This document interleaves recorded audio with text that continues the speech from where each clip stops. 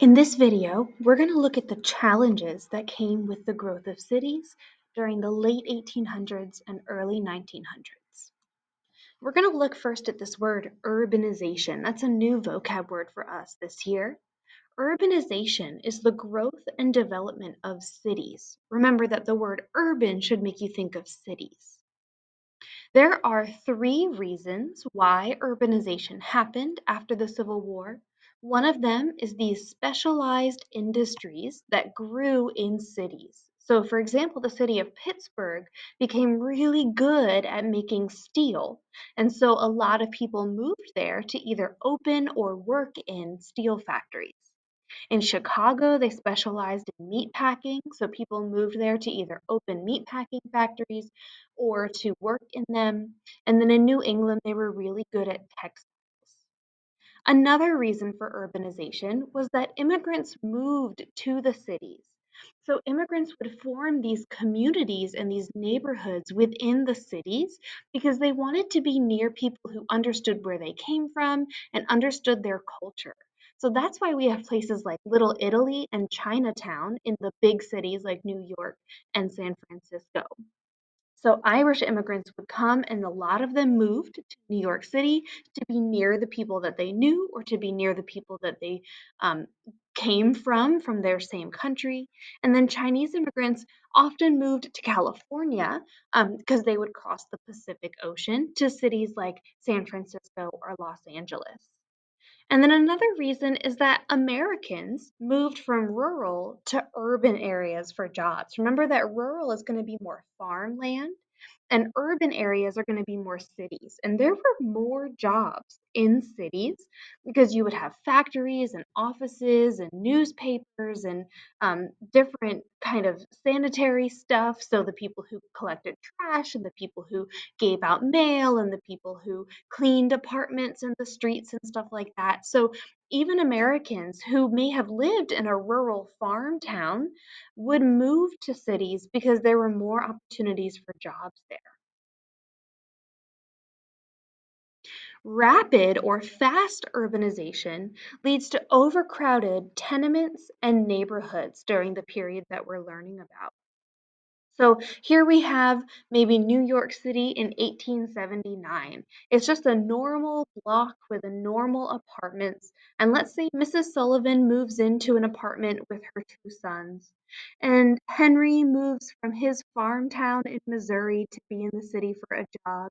And the Moore family moves in upstairs with their three children. And then Sally and her daughter move in so they can work in the textile factory.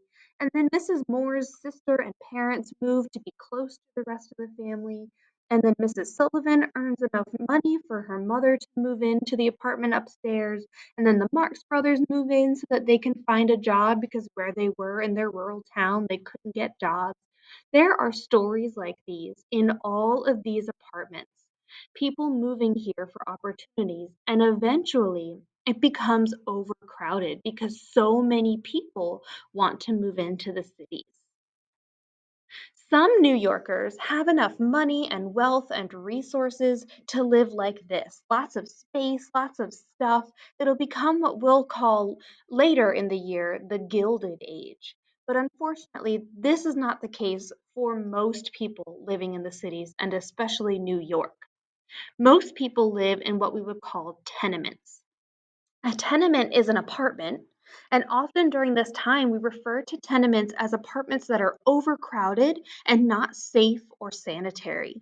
So here we have a cartoon image of a typical tenement. You can see that there are two different families, one living in the apartment upstairs and one downstairs, and you can see how packed and cramped they are and how they're having to do everything from ironing to taking care of their children and sewing to um, looks like sawing things to build things. Somebody is outside, but you can get a sense of just how cramped this tenement style living was. There was a man by the name of Jacob Riis. He was a famous photographer, and he took photographs of these tenements because those New Yorkers that were living in the big, fancy, spacious apartments didn't really know how the immigrants and poor Americans were living in the cities. So he came into these tenements and took photographs of them and created a book called How the Other Half Lives: Studies Among the Tenements of New York. And in this book, he put all of his photographs that the rich New Yorkers and that the rich people living out in the countryside didn't know this is how people were actually living.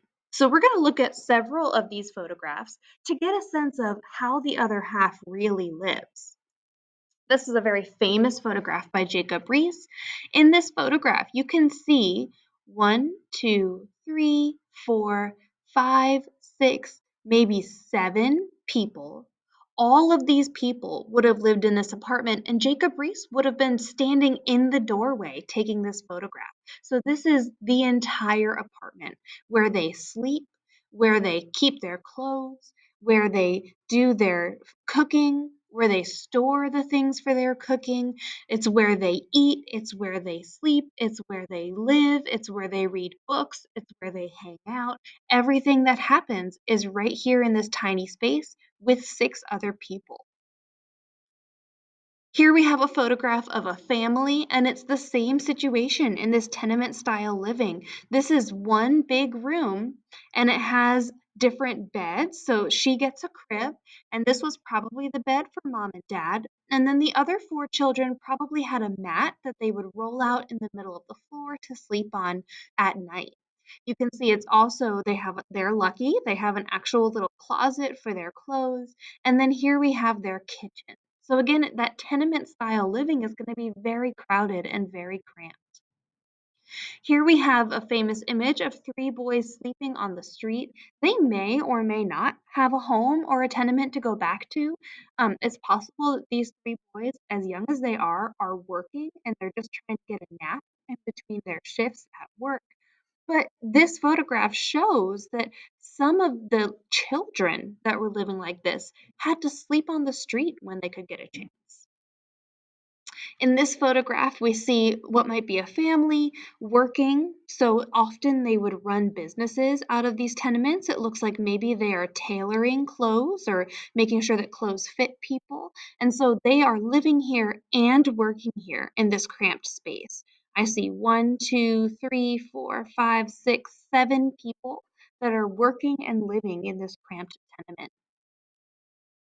Here we have a man who doesn't even have his own apartment. It looks like he might be living in the basement, maybe, of a building, and this is his bed. Two barrels, a piece of plywood, and a mattress. And then here we have maybe some water or something that he drinks out of. We have a crowded street showing you how many people are living on this street. Here we are showing how dilapidated and kind of worn down the buildings are. This is just kind of planks of wood nailed together, and it's supposed to keep them safe and warm and dry during the cold winter months. Here we have another example of kind of a dilapidated, kind of broken down tenement or home. Here we have all these people on the fire escapes. So, in addition to being overcrowded, there are some real safety and health hazards with this kind of living. If we have maybe a tenement building and there's a fire on that top row, it's going to be really challenging to get firemen up there with it being so cramped. There's also no indoor plumbing or toilets, so you either use the restroom in the back or in a pot in your room at night and you bring it down in the morning. And then, with it being so cramped and close quarters, if one person gets sick, the whole family gets sick, and ultimately, probably even the whole building. Most of the people living in these conditions were immigrants and poor Americans who couldn't afford or find anything better. There were some efforts to kind of solve these challenges. Jane Addams was a person who opened what's called the Hull House in Chicago as a place for immigrants to go for support. At these settlement houses, like the Hull House, immigrants were provided with education, like classes in reading and writing, and math, and cooking, and sewing, and English, and recreation. So for the children and adults, there were playgrounds, and toys, and books, and games like chess. And then the other effort was with a man named Boss Tweed, and he ran what we call a political machine. political machines gained power by helping immigrants in exchange for votes. And so this man and the people that he worked with would offer immigrants places to live or money or jobs in exchange for voting for the people that he wanted in office. And this became pretty corrupt. So here we have a political cartoon showing Boss Tweed. This person is supposed to be the same man that's photographed here. And here we have the ballot, or where people put their votes. And then in counting, there is strength. So you can tell that the person who made this cartoon didn't have a very high or good opinion of Boss Tweed. He's he's very overweight, he is smoking, he looks grumpy and grungy and just kind of not like a character you want to be around. And he looks like he is guarding this ballot box very closely. So he is making sure that the people are voting for who he wants them to vote for.